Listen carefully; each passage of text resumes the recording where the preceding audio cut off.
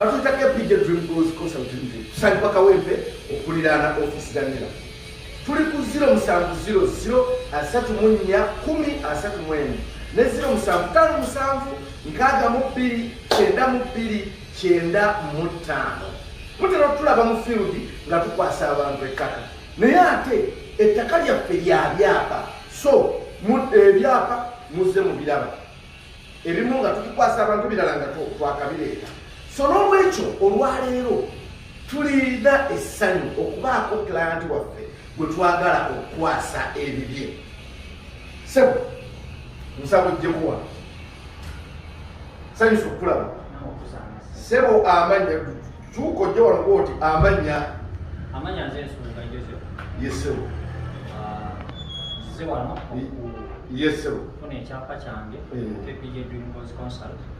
Yes. Takanalibula mabegako naye nga babadde beesigwa ettaka gyeriri n'ekyapa ky'emmotoka. PJ Dream Goals Consult Limited wagimanya otya? Basically nze nagimanyira ku mukutu gwa TikTok n'engifollowinga nenzija mu inbox ya Madam Peace netunyumya bwe twanyumya nensalawo omwesi. Wagula ploti zenkana ki? Nagula ploti 3 omulundi gumu soko omulundi ensasula wasasulanga otya? Ensasula yali yakibanja nkola n'omwana tukyewuunyisa. Waliwo abantu bagamba nti abatunda ettaka babbi bafere sooka abantu banyonyole ku PJ kyogirabyeko ebbanga lyogimazeemu. Nze amazima amatuufu ndowooza PJ kuva we yatandikira mu 2022 awo 2021 omwenda gwa 10 nze kolosi nazigula mu January 2022 naye ng'okujja okukima ekyapa tuli mu 2024. Ekitegeeza lwaki oluddewo okulunda ekyapa kyo? Anti omuntu bw'aba mwesiga. Kakati mu kaseera kano njagala okuyita omukyalo ono Peace ajje akwase omukulu ono ekyapa kye ne byonna byazze asasulirako. Soka abantu wabulire obadde wano mu Uganda ng'osasula sente ozeereetera wadde okola otya? Sibaddeyo sente mbadde nzisibanga ku mikutu nezituuka era buli kimu nekibanga kiri bulungi. Oba Peace mwali mwalabaganako naye dda ng'omumanyi mwasomako naye like that? Simulaba mwana. Okay, Peace ebigambo by'oyagala okwogera byogere ani okwasa omukulu w'ekyapa. Mbadde nga sinaba kukwasa client waffe nsuubula okusookera ddala neebaza baklients baffe mwenna aba PJ Dream Goals Consult Limited mwe bali kutwesiga mwe bali kutwagala tusangibwa wano Kawempe next to Nira kyemmanyi tubuze twakugamba Nira kumpi era nekubira abantu ndozo ojja kuba naawe osobola okuba nga oyongera okubagamba ekigenda maaso wano naye nga jjamu ku noti 757292995 oba noti 7 noti 34 10 olunaku lwaleero. Kakati nga tunagenda ku lunaku lwaleero njagala abantu obabuulire omuntu atali mu Uganda PJ emuguze etya ettaka kuba kati tufunye omukisa waliwo atali mu Uganda ogenda mukwasa ekyapa process eyo omuntu gimuyitiremu mu bufunze. Kati wano mu PJ bw'obanga oyagala okutandika kusasula naffe ettaka ekisookera ddala tulina account number osobola okuyisiza ssente ekyokubiri tulina mobile money osobola okuyisiza ssente kyokka tera still tulina wano ffe endagamuntu ya muntu omu bwe tukozesa okusobola okulaba ng'oteekako ssente zo. Lwaki nti essente bwejje zikoma okuyita mu mikono emingi gisobola okubeera ekizibu ate eri bano abazirisiipinga. So mu mbeera eyo ffe baklients baffe abasinga obungi nti olw'okuba nti bali bweru tumanyi nti ekitegeeza okuba nga basindika abantu baabwe okusobola okulaba nga babaako kye babasasulira wabula abantu baabwe ne bateekawo negativity nayagalayo sente azeddize azikolemu ebibye. So nze kyengenda okusaba kiri ekintu kimu nti twesige omwami ono nze yagenda ocoordinatinga nange nalina mu church nga ndi mu kusaba era bwampeereza message angamba njagala kutandika kugula nammwe ettaka kulisasula ne mugamba twesige nangamba naye sibamanyi ne mugamba gwe twesige era ngenda kuteeka ne mu group okusobola okulaba. Imagine yansindikira sente ku Sunday n'atafunirawo na receipt nga receipt alina gifuna nkeera working day. Yes. Kati kitegeeza nti yali alina gifuna ku Monday because Monday was the working day, Sunday twali tuwummudde. Kati kitegeeza bwaba yali asobola okutwesiga n'akwata ssente n'asuula ate n'enkera n'amaani n'afuna risiiti ye.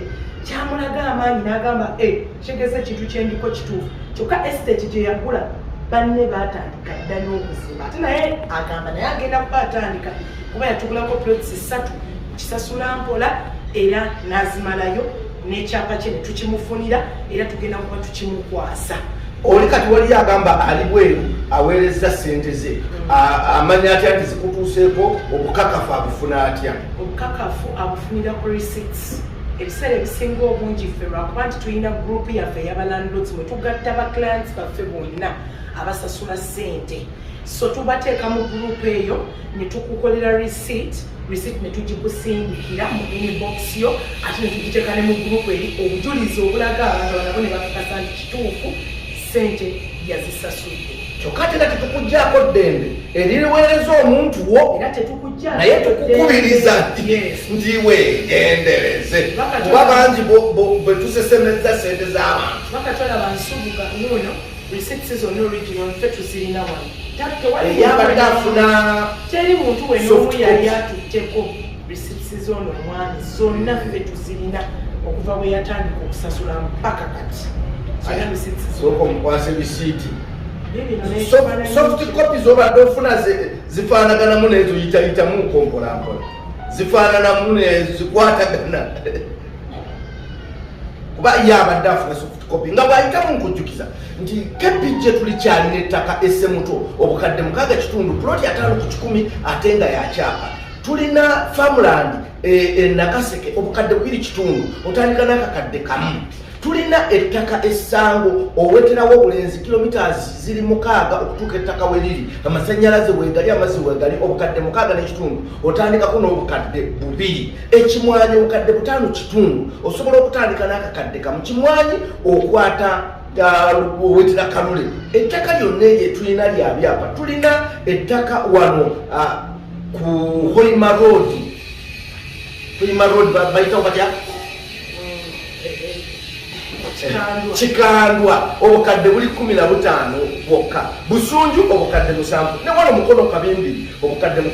Ettaka lyonna lye tutunda lya byapa n'awalala wangi ku 0700 34 10 ne 0757 62 92 ettaka lyonna lye tutunda lya byapa. So documents zensooka omusindikirabenda obujo bwe nalina ku ekifaananyi nenkulaga era kyekino ekyapa ky'omwami Nsubuga ndowooza tutikasubire yeeyo kyakijjukira bwe yali era amanya gaga bakiteeka mu manyago bakusindikira kyatula mu manyago era kamparesi yino mugiraba eri miiru ewali kiriko mugirabi. Ekyapa kino nga bw'okiraba kati bano be banneyibabo bano boolaba kati kano akamyufu yeggwe. Ekyapa kino bw'okitunuulira bino tuzze tubibasomesa nti kyava mu mannya gano mwe twakigulira then ne basazaamu era asazaamu muno wano ayinza n'okuba tasazizaamu ne red mark pen eno naye kasita asayininga with the red ink kati bw'amala okusazaamu n'ateekawo mu butongole nga tewali amukase omwami Nsubuga Joseph. Kati Nsubuga bukera ku makyanga otunda naawe bakusazaamu ne bateekawo omulala naye tukukubiriza totunda ttaka. Obugagga buli mu kugula si mu kutunda. Ndowooza olaba sigirica zonna. Kakati mukwase ekyapa mu butongole mukwase lidde oli amala okugira. Omwami Nsubuga Joseph wano mu Kepijje tugenda kuba tukukwasa ekyapa kyo mu butongole era tolina kyotubanja ne basi ogenda tuyambako yegenda okubanga etereka ebintu bino then ogenda kuba otusayiningira ne wano otukakasa nti ekyapa kyo okirisiivinze. Oli ku buloko 181 ploti 242 abantu balage ekyapa obeeko nebyobagamba.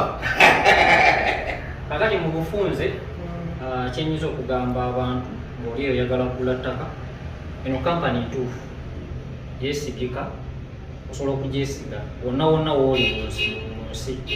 Ekikwetagisa kubeera mu Uganda kubakola ki kubeesiga, kuba nange sikoze eki sibaddeewo naye nsobodde okusanga ebintu byange nga bwe nabikola ki nga bwe nabigula receipts weziri ekyapa bwe kiri nga ate kiri mu makubo matuufu ensonga esinga obukulu. So kati mbakubiriza bw'oba oyagala kugula ttaka okwetanira KPJ okwata ku kyapa kino ogenda kukozesa QR scanner then oscanning kana kenyini kawayombuza kabakode ogiscanning ebulungi egenda kuleetera nga olaba information eyeezaddeyo ejja kuleetera nti ekyapa kino kitudde ku buloko bweti plot number bweti kiri ku Luweero eno namba eno instrument eno egenda kikwera instrument yo erina okutuulako buli n'essaawa zebakikwasaganyizaamu ogenda kugitunuza muli eba egenda kuwa information egikuweerawo. So eno information olaba Luweero 0 instrument number 000 ogiraba 3802 kati ng'ekuleeta Luweero 2 simanya bikoze bitya then bwemaliriza ng'eryoka ekugamba byo biriwa emuzo kale bino biri byabwe zono office ekyapa gye kyakolebwa ni Luweero okitegeera yeno Luweero okitegeera emuzo okitegeera gye bayita emuzo Mityana bikirire Nanzi then county ekuleetedde ki Bulemeezi ki kino wano okitegeera nekuleta BL ye block eno 181 si eno PL 242 plot ye 242 ready bekwa kati nekwa first information kati then mu lands eri bwoba okola search